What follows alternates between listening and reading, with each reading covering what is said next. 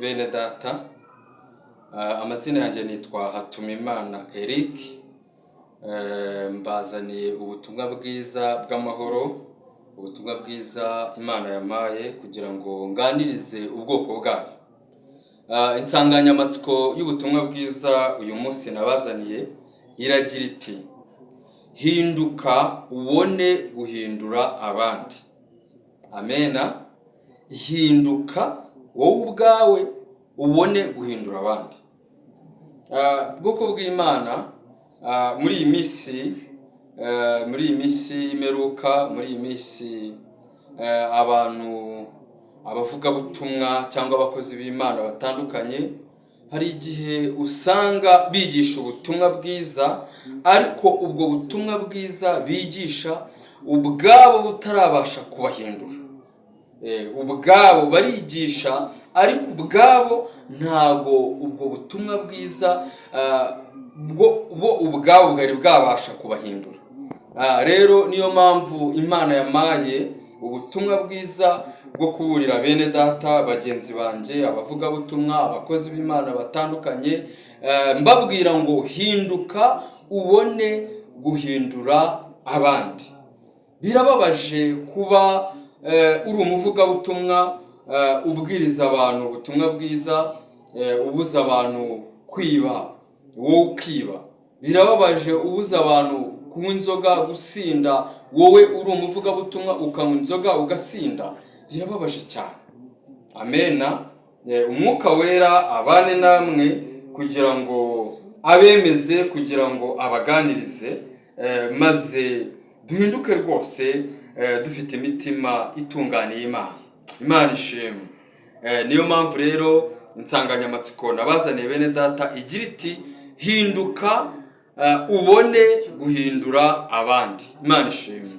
Reka dusome ijambo ry'Imana, dusome urwandiko Pawulo yandikiye Abagalatiya. Dusome turasoma igice cya 2 umurongo wa 14. Urwandiko Pawulo yandikiye Abagalatiya igice cya 2 umurongo wa 14. Handitswe ngo: ariko mbonye ko batagenda mu nzira igororotse ihura n'ukuri k'ubutumwa bwiza, mbwira Kefa imbere ya bose nti: ubwo wowe uri umuyuda ukifata nk'abanyamahanga, niwifate nk'abayuda. Niki gituma uhatira abanyamahanga kwifata nk'abayuda? Urumva bwoko bw'Imana. Haleluya. Ndagira ngo mwumve neza iri jambo ry'Imana dusomye mu Bagalatiya igice cya 2 umurongo wa 14. Ngo ariko mbonye ko batagenda mu nzira igororotse ihura n'ukuri k'ubutumwa bwiza. Iyi ni Pawulo abonye ko Kefa n'abandi bari kumwe batari mu nzira igororotse ihura n'ubutumwa bwiza. Yamubwiye ijambo rikomeye. Ihura n'ubutumwa bwiza. Mbwirira Kefa imbere ya bose nti: ubwo wowe uri umuyuda ukifata nk'abanyamahanga, niwifate nk'abayuda. Ni iki gituma uhatira abanyamahanga kwifata nk'abayuda?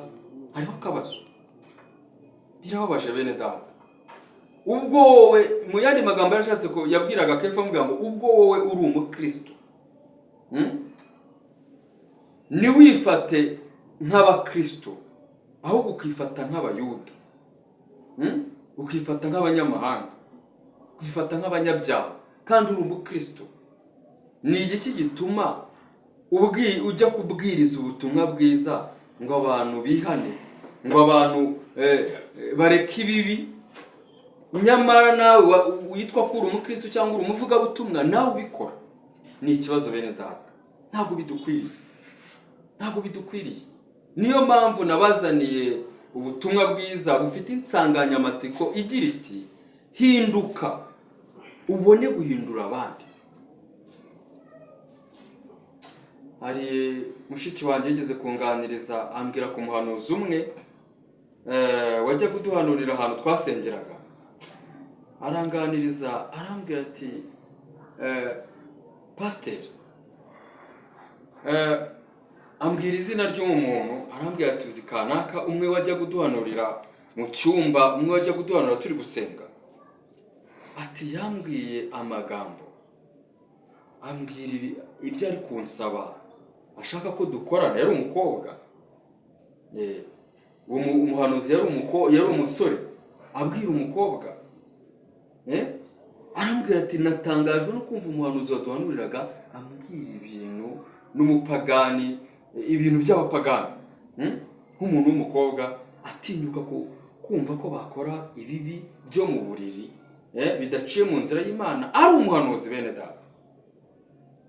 Yahise ambwira ati umva yanyereye imbuto mbi, ati ubu njyewe n'uyo mubonye ari kubwiriza, niyo mubonye arimo guhanura sinshobora gufashwa, mba numva ntazi ibyo ari byo. Bene data, hinduka ubone guhindura abandi. Wowe urabwiriza ubutumwa bwiza, nawe ubwawe imbuto werera abantu, nawe ubwawe ntiwari wahinduka. Ubutumwa bwiza rero nabazanye baragira ati hinduka ubone guhindura abandi. Imana ibahe umugisha, umwuka wera abane namwe kugira ngo abaganirize kandi abigishe. Imana ishimwe. Reka nanone dusome ibyanditswe kuko ari byo bikwiriye kuyobora abizera. Reka dusome urwandiko rwa mbere Pawulo yandikiye Abakorino, dusome igice cya 9 murongo wa 27. Urwandiko rwa mbere Pawulo yandikiye Abakorino, reka dusome igice cya 9 umurongo wa 27. Igice cya 9 umurongo wa 27. Ahubwo mbabaza umubiri wanjye mukoresha uburetwa, ngo ahari ubwo maze kubwiriza abandi nanjye ubwanjye ntaboneka ko ntemewe. Imana ishimwe. Bwoko bw'Imana, murumva umugaragu w'Imana wamaramaje. Uyu ni Pawulo yari arimo avuga ati ariko mbabaza, reka nongere nsubiremo, ahubwo mbabaza umubiri wanjye mukoresha uburetwa, ngo ahari ubwo mbwiriza abandi nanjye ubwanjye ntaboneka ko ntemewe. Muri kumva bene data, Pawulo yaravuga ati ubwo mbwiriza abandi nanjye mbabaza umubiri wanjye mukoresha uburetwa, kugira ngo nanjye ntagaragara imbere y'Imana yuko ntemewe. Bene data, birababaje kuba nk'icyapa kiyobora abagenzi kujya mu ijuru, ariko wowe utazabasha kugerayo. Ni byiza ko duhinduka, tukabavuga butumwa, twabashumba abapasiteri, tugahinduka tukabona natwe guhindura abandi, kugira ngo na ba bandi duhindura cyangwa abandi twahinduye za ntama z'Imana zitatubona mu ngeso mbi zikagwa, zitatubona mu ngeso mbi zigasubira inyuma, kuko baba bakiri batoya mu by'agakiza. Rero hinduka ubone guhindura abandi. Uyu ni Pawulo yavugaga kuko yari yaramaramaje, aravuga ati mbabaza umubiri wanjye mukoresha uburetwa, ngo ubwo mbwiriza abandi nanjye ntagaragara imbere y'Imana yuko ntemewe. Rero biragatsindwa kujya kubwiriza, kujya guhagarara imbere y'abantu ubabwiriza ubutumwa bwiza, nyamara nawe utarahinduka. Reka rero twese twumvire, kandi n'ubundi nta kindi wabasha gukora kugira ngo ushobozwe guhinduka, ni ukumvira ijambo ry'Imana, tukumvira uwaduhamagaye, tukumvira